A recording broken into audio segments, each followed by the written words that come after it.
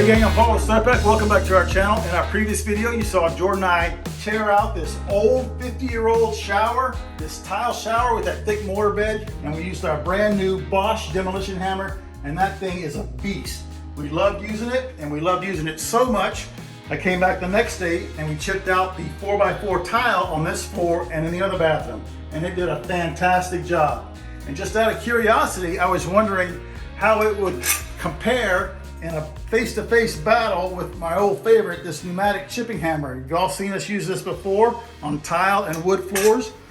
It does a great job, and the main advantage of this one is you're standing up the whole time, you're not down on the ground. But that chipping hammer, the electric one, hits a lot harder. And actually I found that when I'm on my knees using it, I'm using my body to help support the weight of the drill, and I'm just chipping like this, and it's pretty easy. Now Bosch does make a 3-foot long bit for that hammer, so you could stand up and use it. But again, that thing's pretty heavy. I think it's probably better to be on your knees, letting your body support the weight of the tool. So after I was finished chipping up all that tile, and I got it all cleaned up outside in the dumpster, I wanted to finish the demo up here in this ceiling that was above the old shower.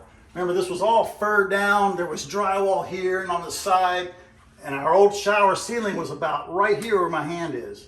And this was all cobbled together with 2x4s, and I wanted to get all that down so I could open it up, see what the final product was going to begin to look like. A few precision cuts with my reciprocating saw, super fast, you guys didn't miss a thing. Once I had it all down in the dumpster, I took a step back and I looked at this beam. So why is this beam here? This little area right here in this bathroom is a bump out from the original plans of the house under the eave of the roof to make the master bathroom a little bigger. So the exterior wall of the house is in this plane. It's just bumped out right here. That's why we needed a beam to support the roof load and the ceiling load. So I've got 3 roof rafters, 1, 2, 3, and 3 ceiling joists, 1, 2, 3, sitting on this beam. Now this beam used to be supported by that wall that was right here. You saw it in the demo video. You mean the half-ton shower? That's right. And we had a 2x4 here supporting this side of the beam. Well, all that's gone, and I realized that there's not too much holding up this beam anymore. So check it out. Over here on the left, there's one toenail right there, and there's this one into that little block that's been split in half. And over here on the right, I got a toenail here and a couple here into the framing. But this beam is cut right here. It's not sitting on any framing there.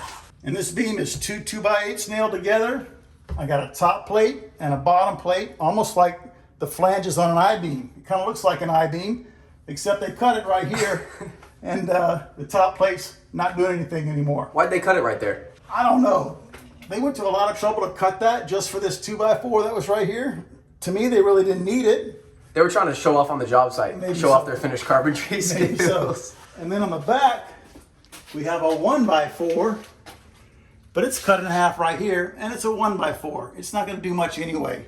And all it is doing, it's a nailer to these 2x4s that are forming the eave of the house. So I've got this little 6-foot beam that needs some support. What am I going to do? I'm simply going to come over here on the left side. I'm going to rip some dimensional lumber to fit in this gap right here. I'm going to slide it in, fill this gap right there, structural screws here to hold in that block. Then I'm going to run to the home center and get some Simpson angle brackets to connect the beam to my framing on this side. And I'll also put one here, but I don't need any filler because I got solid wood here and there. And that's going to take care of that. This thing's been sitting here 50 years, never moved. So with a couple of steel angles from Simpson Strong Tie and some of their structural screws, we're going to make this thing 100% stronger and good for another 50 years. But today's video is not about framing. Today, we're going to start tiling. Tiling? What are you talking about, man? There's not even backer on the walls yet, and we don't even have tile on the site. Well, you're right, so we better get busy. We've got a lot to do. All right, so when I say I am tiling today, what I'm talking about, I am mentally tiling. I am in the future, a couple of weeks, and Paul and Jordan are laying tile. And is there anything we can do right now that's going to make that job easier? It's kind of like when we put up blocking for kitchen cabinets, and then we can just go hang that cabinet on the wall, put some screws in the top, in the bottom. We know it's going to be strong and secure and last forever. It's the same thing with this shower. We're going to do something today that's going to make that job look better and perform better. Because let's face it, gang, when the homeowner walks in here into their brand new bathroom, are they gonna bring a screwdriver and pull off this cover plate and make sure all the wiring's done correctly and is nice and neat? No, they're not gonna do that. Are they gonna get in the attic and look at the framing, make sure it's not gonna come down on their heads? No, they're not gonna do that. That's your job to make sure all that's done properly. When they walk in here, they're gonna look up here at the paint line between the wall and the ceiling, make sure it's cut in perfectly. Does the plumbing work like it's supposed to? They're gonna come over here, have a beautiful new shower valve, glass enclosure, all the wall tile laid by yours truly, the nice tile on the floor, and all that has to look great, and it has to operate the way it was designed, and it has to drain properly. But I have a vision in my head of how I want the bathroom to look, and especially this shower, but I got a huge roadblock in the way, and you guessed it, it's that shower drain. Let's head down there and I'm gonna show you what we're talking about. All right, gang, so this drain, remember we called it in the demolition phase, it's a 3-piece drain. We're gonna show you why it's called a 3-piece a little bit later. But it is over here on this side wall. And what the original tile setter did, the framers had a curb right here out of 2x4s and a wall right here out of 2x4s. The tile setter came in with some buckets of sand, he dumped them inside that enclosure, and he sloped them, probably with a board, towards the drain. Just like you're at the beach building a sandcastle. I was just thinking that, a little sandbox. Yep. So he was playing with that sand, getting it all sloped towards the drain. Then he threw his plastic liner in there, tacked it around the edges, put it under here, and clamped that on top for a watertight seal. Then he immediately started putting his mortar bed on top of that. The whole reason for the sand, it saved him a whole day. And in a tract like this, where there's hundreds of homes, that one step saved him all kinds of time. Time is money. Time is money. So we could reuse this drain and reuse the location. There's nothing wrong with this drain. Actually, it has a major flaw. We're gonna show you that in a couple of minutes. And we could reuse the location. This location worked fine with the old tile. Remember, it was the little 1-inch square tiles. It worked fine in this area. It was no problem. But it is gonna present a problem with the new tile that we've picked. And this is the tile we're gonna use. We're gonna use a pebble stone. Now, industry standards for a flat stone, whether it's like a 2x2 square, a 1x1 square that was here, or even a larger format tile, if it's flat, 1/4 of an inch per foot is all you need as far as the slope is concerned. But since this is so irregular, industry standards and a lot of companies that make products for the industry, they recommend you go up to 1/2 of an inch per foot for the slope on this. A little steeper, and that's so that water won't collect in all these little voids between the pebbles. So that's what we're gonna do, 1/2 of an inch per slope. So now that we know we're gonna go 1/2 of an inch per foot on our slope, let's come back down here to our shower floor. I've got 2 feet between that drain and right here. So that means I'm an inch higher right here. So I got proper slope all the way to my drain. Now, if this is the first time you've done this, you might say, okay, I've got a mark here. I've got my 1/2 an inch of slope. So now I'm gonna come over here. All right, I've only got a foot between the drain and the curb. So now I'm just gonna go 1/2 an inch, and you make a mark at 1/2 an inch above the drain. And then you come back here, oh, now I've only got 6 inches between the drain and my wall. Imagine there's some kind of backerboard here. So I'm gonna go 1/4 inch higher here. So now your slope is consistent, but your line around the edges is not. And what's gonna happen, all your wall tiles are gonna be irregular at the bottom where they meet your shower floor. So that's why nobody does it. The way they do it, they take the longest dimension. In our case, it's gonna be 2 foot. We would make that mark right here on our curb. And then with a level or a laser, whatever you've got, you would transfer that line all the way around, creating a level line. You build your mortar bed up to that line and slope it to your drain. So you have a consistent perimeter, but an inconsistent slope. So what do I mean by that? What do I mean by an inconsistent slope? Well, remember, the edges of your mortar bed are gonna be perfectly level. And then from there, from the edges, it's gonna slope to the drain. So right here, from here to here, 2 feet, I'm gonna have that nice 1/2 an inch per foot of fall. But as I head over here and here where it's shorter, it's gonna be steeper. And then in the back here, it's gonna be extremely steep. And you just don't feel like that's gonna look the best or function the best and certainly feel the best. So we're actually gonna move that drain. And this X right here, I just popped the chalk line from corner to corner, went over it with my Sharpie, and that's the new center of our drain. So before we bust out our new Bosch demolition hammer and chip and more concrete, There's a couple of interesting things about this drain we want to show you. Remember we said a couple times this was a 3-piece drain. There's 1 piece, there's 2, and there's 3. Brand new, they're all separate. This threaded part screws inside this collar, up and down, and that gets you an adjustable height here. But it's been there for 60 years, it's not coming apart. And the other thing I noticed was there are no weep holes in this drain. What's a weep hole? Well, remember we said that the vinyl liner, or in this case, the plastic liner, whatever that was, it slopes towards the drain. So any water that gets behind the tile, and water always finds a way behind the tile, it's gonna hit your waterproofing on the walls, it's gonna run down into the liner and be directed by your pre-slope to the drain. In our case, the pre-slope was just that sand, but often cases, it's a mortar-based material. It hits the drain, and then the weep holes allow it to come through this part and go right down there so your pan doesn't fill up with water.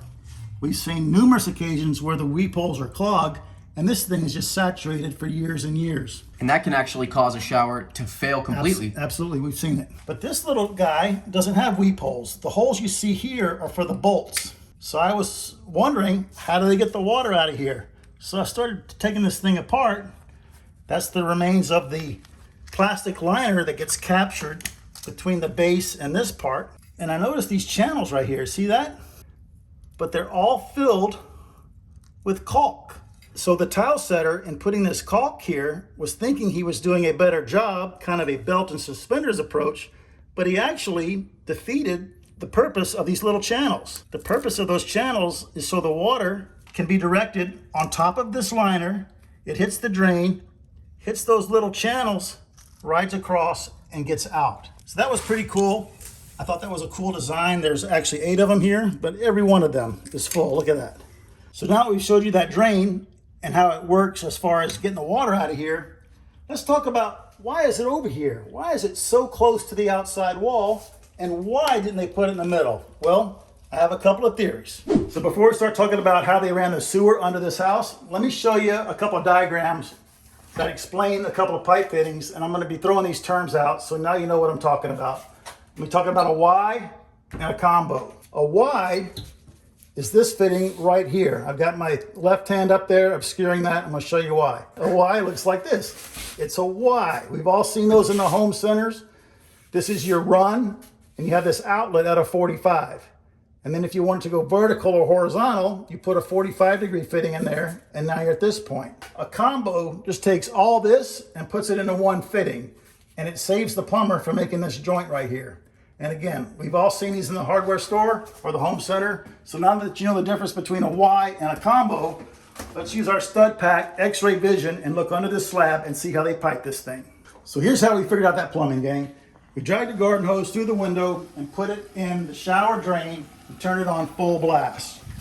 And with our flashlight, we could look in the toilet drain and see water flowing this way. So we knew that this pipe for the shower drain was connected on this side of the toilet flange instead of the other side. It's coming around and then heading into the backyard to the city main. So what they probably did, let's go back to our drawing, they have a 4-inch combo way in the ground to handle the toilet. And it's facing like this, it's pointed up. We know it's a combo because when we look in the hole, we don't see this joint right here. We just see the smooth inside of this bend in the combo. So this handles the toilet. And as we head this way into the main part of the house, they probably took another combo, 4x4x2, laid it horizontally, and here's your 2-inch outlet or the inlet for the sewer. And that 2-inch pipe handles our shower drain, and it takes care of our vent right here. Now, do I really care where the piping is? Is it gonna help me when I move this? No, it's not, but it was an easy test to confirm that this pipe is coming back around this way rather than going into the backyard. So now that I knew that, the next thing I needed to know, the real thing I needed to know, how deep is that? I got my tape measure and a flashlight, and I went straight down until the end of the tape measure hit the water in the trap. And that was at 18 inches, gang. That is pretty deep. And here's the other challenge that I know we're gonna run into. I got brick walls all around here. I know there's gonna be a big footing right here. This whole pipe and the trap is probably encased in concrete. Are we gonna chip all that out 2 feet down just to move the trap over 9 inches? No, we're not. We're just gonna chip down enough and offset that pipe so it pops up right here where I marked the center, about 9 inches, and it's gonna be fine. Now we are gonna use Schluter products. We're gonna use a Schluter drain. The bottom of a Schluter drain is for 2-inch pipe. This is 1.5 inches. So I'm just gonna use a bushing in the bottom of the Schluter drain and then a street 45 to angle over to pick up my cast iron riser. We'll make the connection with a no-hub coupling. Now Schluter does make a drain with a horizontal outlet. Say you had an old tub and you wanted to move the drain over here in the middle, you could go horizontally across and pick up the old drain. But because I'm reducing down to 1.5 inch pipe, I want that 45-degree slope. I feel that's gonna be better than having a horizontal slope and a turn down. So that's a long way to say, we're gonna move this thing 9 inches, 1.5 inch pipe using a 2-inch Schluter drain. So I think I'm done talking, dude. What do you think? Yeah, we go get that Bosch hammer. Let's hit it.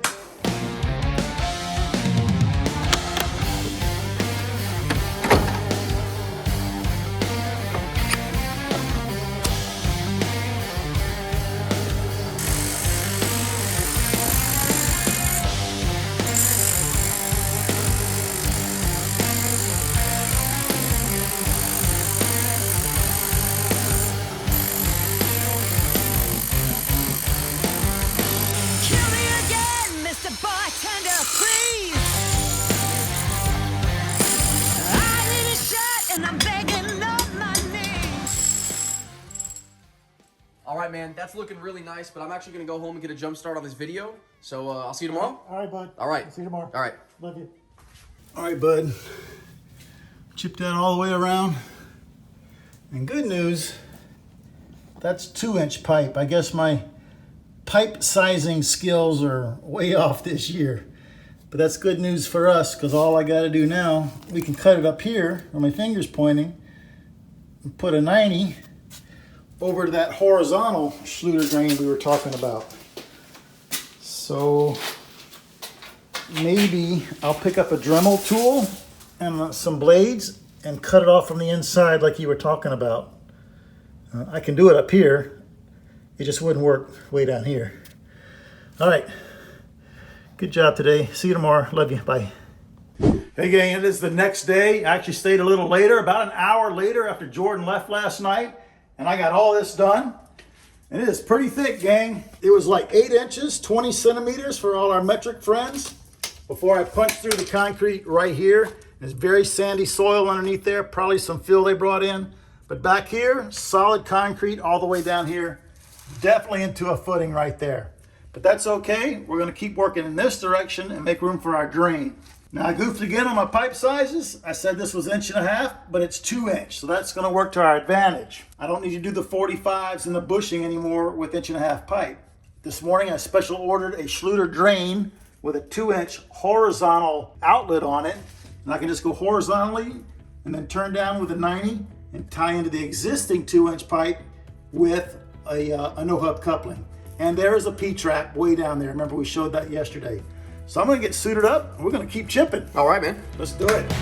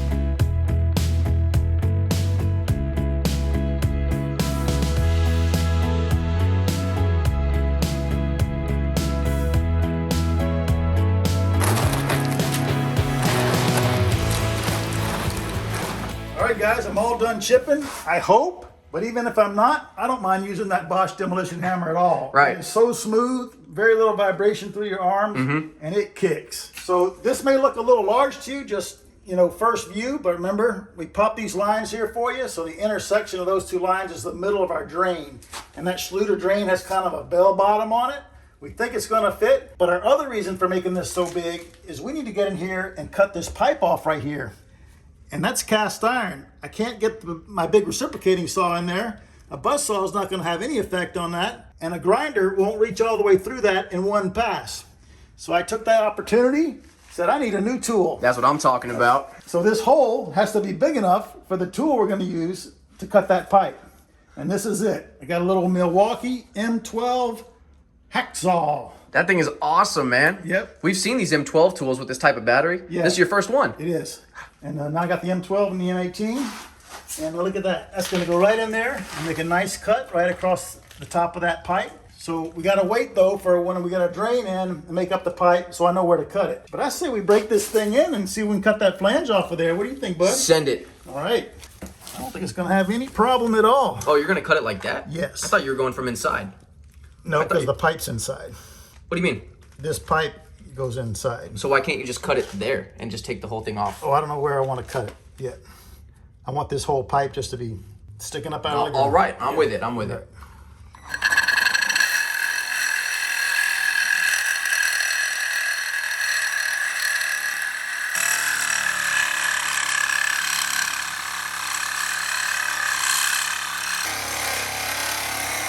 All right, let's give it a few taps and see what happens.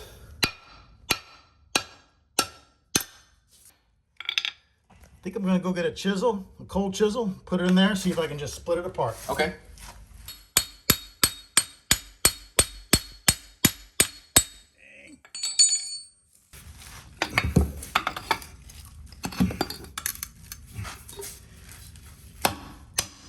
It's going down.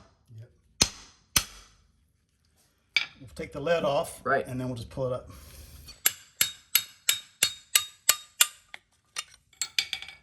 There she goes. Just pull it up. Get the lead out. Little duct tape, a little caulk. And you got yourself a 60, 70-year-old shower, huh? Yep.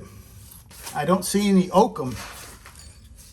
I guess they use the caulk and the duct tape to keep the lead from going through. They must have run out of oakum. All right, guys, we got that flange taken off of there, got our pipe exposed. We're all ready to make up our connection. As soon as that new flange comes in from Schluter, we're going to show you that. So that's all we can do on that drain today. But we still got a couple hours of daylight out there. What do you say, Jordan? We've got something we've never tried before. You want to go show them what it is? Yeah, we have no experience doing this particular thing, like, at all. Right. So let's go show them. Dude, what am I supposed to do with this? Is this for my face to get a steam? I don't think you want to put it by your face, man. You might not have a face after that. But we are sticking to the late 60s theme on this project by getting a machine from, it looks like the late 60s. Ow, don't touch that part right there. Okay, that's a hazard right there. All right, so we have this wallpaper in this bathroom, gang. 3 layers. And in the master bathroom where we did the chipping, 2 layers. And there is no sizing and no paint on the drywall, so it is stuck. Now this piece right here is behind the old mirror. They removed this from at least this wall. See, it's not under the red right here. They left this behind the mirror, removed it everywhere else. We can only assume we might find it on some of these other walls in here. There's like 20 other walls in this bathroom. Then they put the red down, and then they put the blue on top. Can you put wallpaper over wallpaper? Sure, but the plan is to, new drywall or fresh drywall, so this all has to come down. I mean, there's a major seam right here we can see. I hate covering stuff up. I want to remove it. And I seriously thought about pulling all this sheetrock down and redoing it. I mean, I could have all this down in an hour, rehang it in an afternoon, spend 3 days taping it. I really don't want to. I would if I have to, but I'd rather try to get the wallpaper off the wall and save the wall. So we rented this, it's really a steam generator, Steam Master by Erlex. Even got comes with a back scratcher. See that? Hey man, not on your stud pack shirt. So I got a little perforator there. And this steam paddle. Got the little one and the big one. Right, the little one will work good for like the corners right here. Right here. Right, and you can just tell in this bathroom, I mean, how hard it would be to re-drywall all of the corners, all of the tiny areas around all the casing, Yep. and the bathtub, and We got to take this whole face frame off this cabinet. Yeah. It's nailed on. Take down all the crown, the door casing, the window casing. Look how many inside corners in this bathroom. 1, 2, 3, 4, 5, 6, 8. yeah, there's a lot. And all the outside corners. So Well, here's what I think we should do. I think a lot of this stuff, I mean, look, if you come down here, a lot of this stuff just kind of will peel off. yep. Just kind of, you know, some of it didn't bond too well, so we can go around, peel the stuff that's easy, and then you're going to be left with some hard spots like this. Yep. And then that's when the steamer comes into play. Right. So what we don't want to do is start to tear the drywall paper. Right. So what you're seeing right here, that's the paper from this part. See this? So we'll get all that off too. And this might be a perfect job over the weekend for your little brother. What do you think? Mini stud pack? Yeah. Yeah, I agree. Get him over I'll here. help him, but he needs to do something. So why don't we turn this thing on, let it start generating some steam, and start trying it out. All right. Not too bad. That's pretty nice. It is. How far does it go? Does it go all the way up? Up here? Yeah. It should. Yep. Yeah. So would you rather do this or chip concrete? Would you rather do this or remove all this drywall and redo it? This. Really? Yeah. Me too. Nope. Would I rather do this or chip concrete? I'd rather chip concrete. All right, that seems to be working pretty good. It's just gonna take a lot of time, but I'm willing to put in the time. I know your brother will be, but we'll check it out. This video is not about steam removal of wallpaper. We just wanted to show you what we're up against. So maybe if you've done it before, you can let us know some of your tips and tricks in the comments below. We'd super appreciate that. Now we've removed wallpaper before, just never with a steamer. And we sprayed it with a garden sprayer and used the sponge and used the soap that you put in the water. So maybe the right answer is to wet this with a sponge and let it get going, and then hit it with the steamer, and then it's already saturated and the steam, Right. there's more water on it, right? Like everything else, there's Right. definitely a best way to do this, and Yeah. we have no idea. So Yeah. we're definitely asking the gang if they've ever done something like this before and if they can help us. Yeah, help us out. Yeah. And we don't want to damage the wallpaper. That's Right. my goal, because repairing it is a pain. So that's gonna be a wrap for this video, guys. It's a Friday afternoon. It's time to get out of here, go home, get cleaned up, and get ready for the weekend.